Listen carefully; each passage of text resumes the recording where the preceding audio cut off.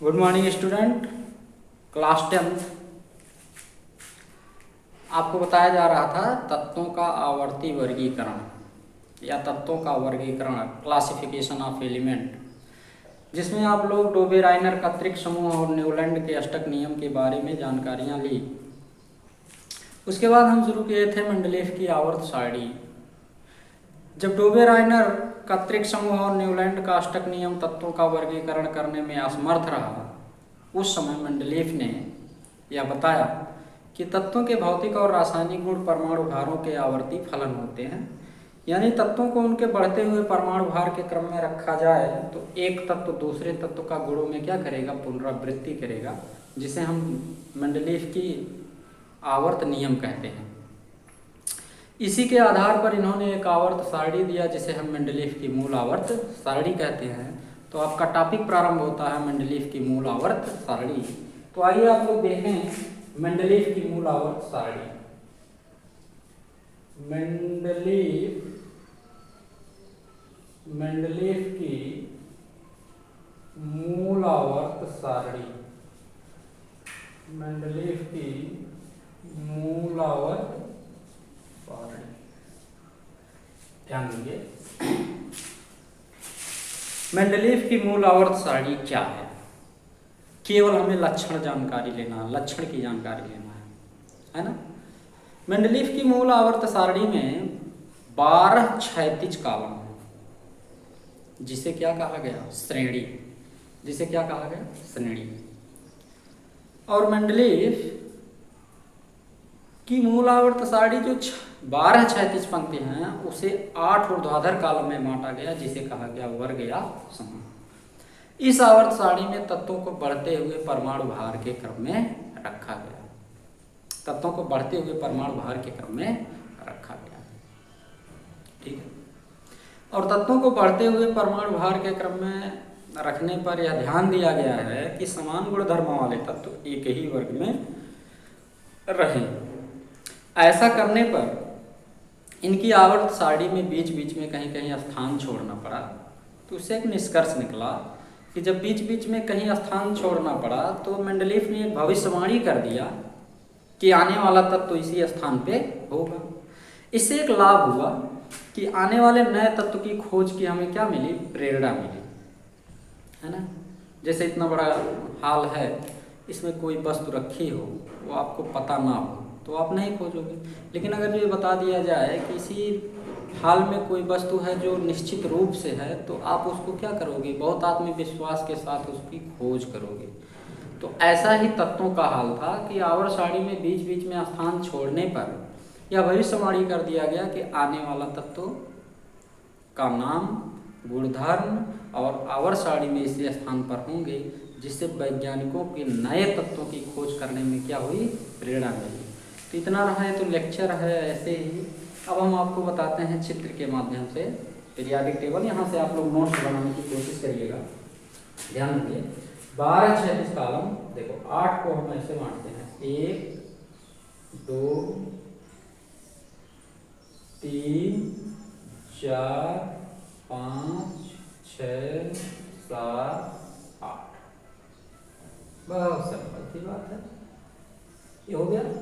अब इसको हम बांटते हैं, ये तो देखो first, second, third, fourth, fifth, 6, 7 और 8। ये क्या है, वर्ग, क्या है, ग्रुप। इसे हमने क्या कहा, मेंडलीफ ने क्या कहा, वर्ग। अब इसको 12 क्षैतिज पंक्ति में बांटा गया है, 1 2 3 4 5 6 7 8 9 10 11 12। 1 2 3 गिन देते हैं, 1 2 3 4 5 6 7 8 9 10 11 12। मेंडलीफ की आवर्त सारणी में 12 क्षैतिज पंक्ति है। क्या है, क्षैतिज पंक्ति, क्षैतिज कॉलम, क्षैतिज कॉलम। और 8 ऊर्ध्वाधर कॉलम है जिसे क्या कहा गया, वर्ग कहा गया। ठीक, इस आवर्त सारणी में तत्वों को बढ़ते हुए परमाणु भार के क्रम में रखा गया, तत्वों को बढ़ते हुए परमाणु भार के क्रम में रखा गया। ऐसे जैसे हाइड्रोजन यहाँ रख दिया गया, लिथियम यहाँ रख दिया गया दूसरे में, सोडियम तीसरे में, पोटेशियम चौथे में, यानी तत्वों को उनके बढ़ते हुए परमाणु भार के क्रम में क्या किया गया है, रखा गया है। ठीक, एक ही समूह में स्थित तत्वों के गुणधर्मों में समानता पाई जाती है। एक ही वर्ग में रखे हुए तत्वों के गुणधर्मों में समानता पाई जाती है, यानी कि तत्वों को आवर्त सारणी में रखते समय यह ध्यान दिया गया कि तत्वों के समान गुणधर्म वाले तत्व एक ही वर्ग में रहें। ये सब क्या है, लक्षण है आवर्त सारणी के। उसके बाद देखेंगे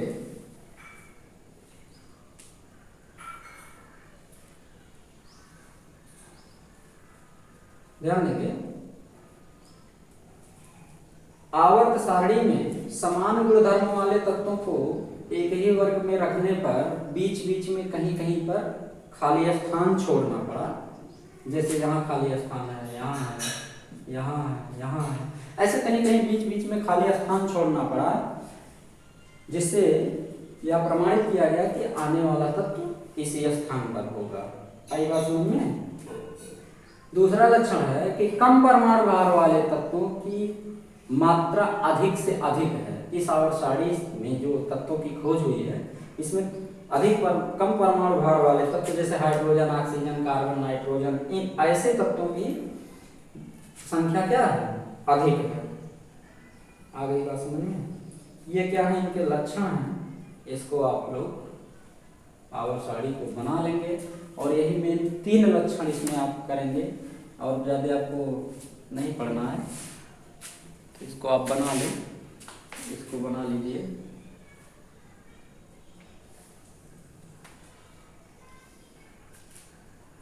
देखिए, इस मेंडलीव की मूल आवर्त सारणी से सबसे बड़ा लाभ यह है कि नए तत्वों की खोज में क्या हुई, प्रेरणा मिली। आई बात समझ में।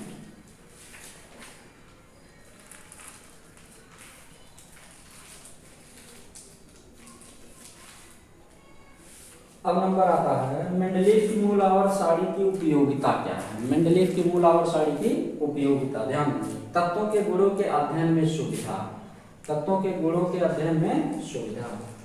दूसरा, तत्वों का सही परमाणु भार ज्ञात करने में, तत्वों का सही परमाणु भार ज्ञात करने में। जब मेंडलीव की मूल आवर्त सारणी बनाई गई थी तो तत्वों का सही परमाणु भार ज्ञात नहीं था, तो इसकी आवर्त सारणी से तत्वों के सही परमाणु भार ज्ञात करने में क्या मिली, सहायता मिली। और तीसरा लक्षण इसका है कि जब बीच में कहीं कहीं स्थान खाली छोड़ना पड़ा तो हमें नए तत्वों की क्या मिली, खोज में सहायता मिली। आई बात समझ में। अब हम आते हैं, ध्यान देंगे,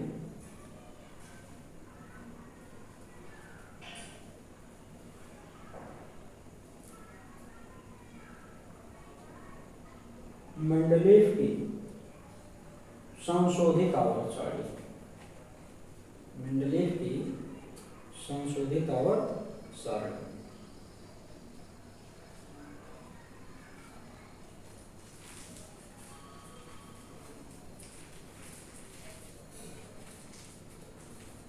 तो चलिए आगे बढ़ते हैं। मेंडलीव की संशोधित आवर्त सारणी।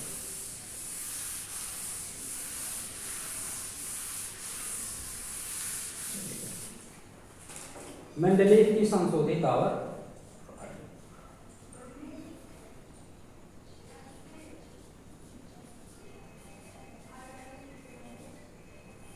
मेंडलीव की संशोधित आवर्त।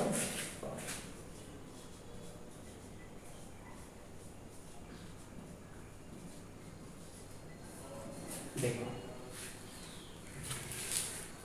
2 समस्याओं से इस संशोधित आवर्त सारणी की स्थापना किया गया। मेंडलीव की आवर्त सारणी में 2 कमियां थी। पहली कमी थी कि तत्वों के भौतिक और रासायनिक गुण परमाणु भारों के आवर्ती फलन होते हैं। और दूसरी सबसे बड़ी कमी थी कि इनमें अक्रिय गैसों का कोई स्थान नहीं था। कुछ दिन बीता, 2 तत्वों की खोज हुई। नंबर 1 खोजा गया समस्थानिकों का। समस्थानिक की क्या हुई खोज? समस्थानिक क्या होता है? एक ही तत्व जिनके परमाणु क्रमांक समान है लेकिन परमाणु द्रव्यमान क्या हो, भिन्न भिन्न होते हैं, उसे हम बोलते हैं समस्थानिक। दूसरा तत्व क्या आया? अक्रिय गैस। दूसरा क्या आया? अक्रिय गैस। अक्रिय गैस ध्यान देंगे कि मेंडलीव की संशोधित आवर्त सारणी के 2 बेस हैं, एक आइसोटोप्स और एक इनर्ट गैस, समस्थानिक और अक्रिय गैस। इन दोनों की खोज हो जाने के बाद मेंडलीव की मूल आवर्त सारणी में समस्या उत्पन्न हो गया। पहली समस्या ध्यान देंगे कि अक्रिय गैस का कोई स्थान नहीं है, तो समस्या होगा ही होगा, आगे वर्णन करेंगे संशोधित आवर्त सारणी में। समस्थानिक से सबसे बड़ा समस्या हल हुआ समस्थानिकों की खोज से। कैसे जरा देखिए, जैसे क्लोरीन 17 है, 17 क्लोरीन 35 और 17 क्लोरीन 37। मेंडलीव की मूल आवर्त सारणी में बताया गया कि तत्वों के भौतिक और रासायनिक गुण परमाणु भारों के आवर्ती फलन होते हैं। परमाणु भार कितना है? 35। इस क्लोरीन का कितना है? 37।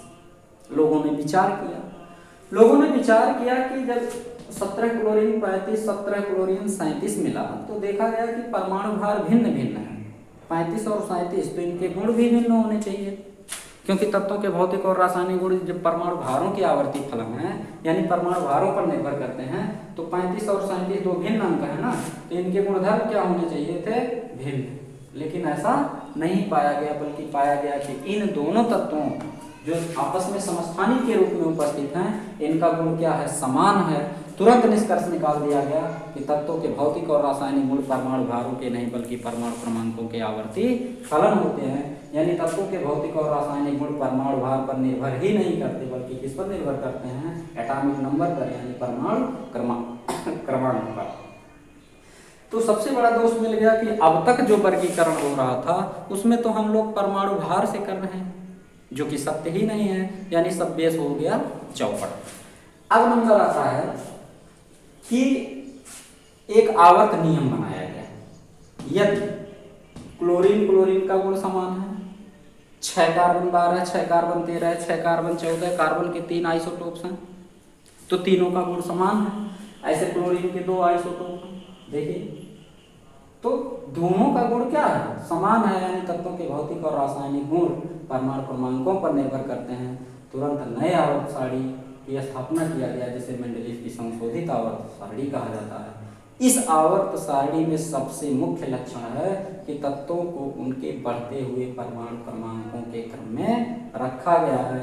एक बार ध्यान दीजिएगा कि लेक्चर आप लोग ले रहे हैं, समझ रहे हैं, पढ़ रहे हैं, नोट्स आप लोग बना के एकदम क्लियर कर लीजिएगा, नहीं तो आपको परेशानी आएगा। तो चलिए, इस बात पे हम लोग पहुंच गए कि तत्वों के भौतिक और रासायनिक गुण परमाणु भारों पर नहीं बल्कि परमाणु क्रमांकों पर निर्भर करते हैं और मेंडलीव की संशोधित आवर्त सारणी का निर्माण होता है। तो देखिए मेंडलीव की संशोधित आवर्त सारणी में क्या दिक्कत है, क्या समस्या है और क्या सच्चाई है, तो देखिए। इस आवर्त सारणी में तत्वों को बढ़ते हुए परमाणु क्रमांकों के क्रम में रखा गया है। देखिए 1 2 3 4 5 6 7 8 9, 1 2 3 4 5 6 7 8। 8 के बाद क्या है? 8 के बाद 9 बना दे रहे हैं, देखिए।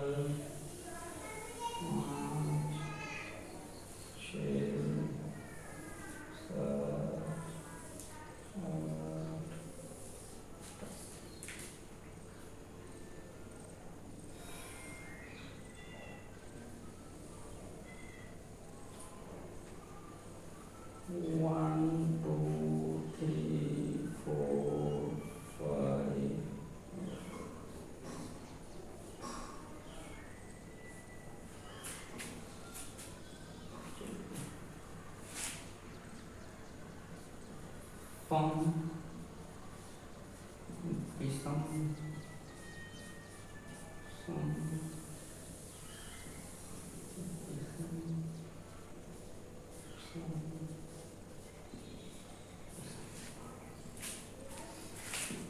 श्रेणी। 1 2 3 4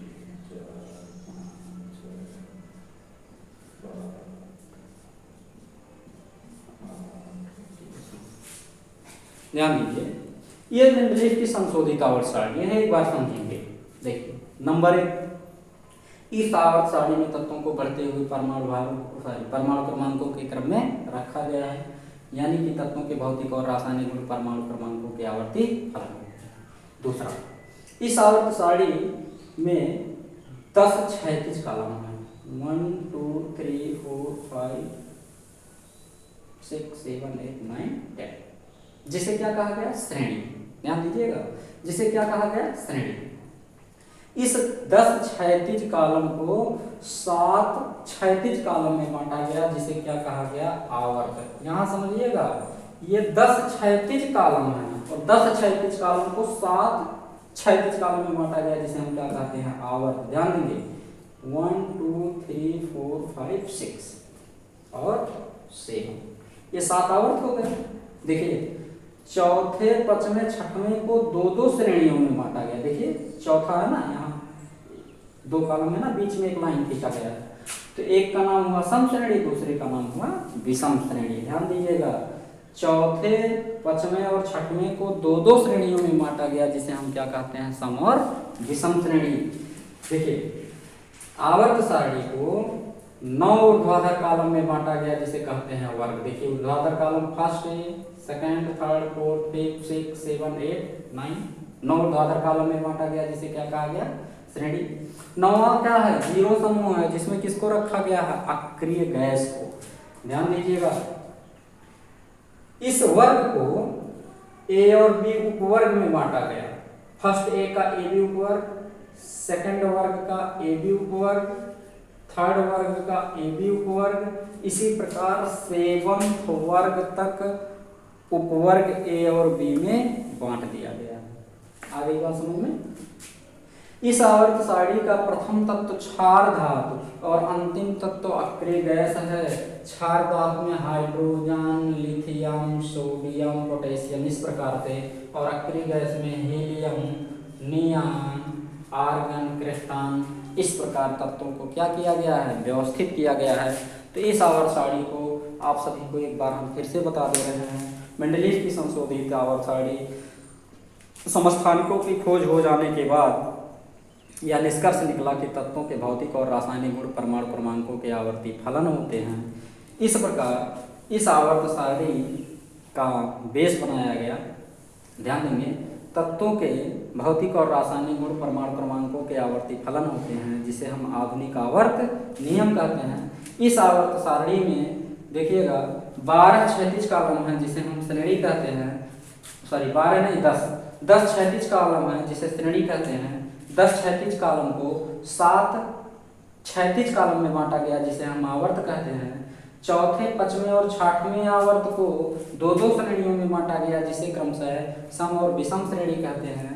इस आवर्त सारणी में 9 ऊर्ध्वाधर कॉलम है, जिसे हम वर्ग कहते हैं। पहले, दूसरे, तीसरे, चौथे, पांचवें, छठवें, सातवें वर्ग को उपवर्ग ए और बी में बांटा गया है। ध्यान दीजिएगा, क्लियर। इस आवर्त सारणी का पहला तत्व क्षार धातु और अंतिम तत्व क्या है? अक्रिय गैस है। क्षार धातु लिथियम, अक्रिय तत्व नियॉन को रखा गया है। ये आवर्त सारणी का क्या है? लक्षण है। अब हम आपको बताएंगे इस आवर्त सारणी के क्या लाभ हैं, फिर आपको बताएंगे दीर्घाकार आवर्त सारणी। तो ठीक है, कल मिलेंगे। आप लोग नोट्स प्रिपेयर कर लीजिएगा।